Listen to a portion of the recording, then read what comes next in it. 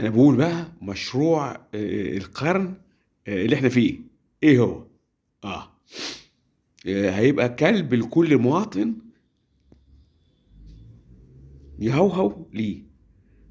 فلما يهوهو ليه هيصاحبه، ولما يصاحبه هينزل بالود معاه في الشارع. هيقسمه في لقمته؟ لا، هيديله عظمة الفراخ ولا عظمة اللحمة. هو هيقعد معاه، هيتجاوب معاه، هيعيش اللحظة ما بين الحيوان والشارع والبيت. ليه؟ لأن هو الحب هيبقى مع الكلب، لأن الحب الأسري ممكن يروح ويجي، إنما حب الكلب مستمر. هو ده الوفاء.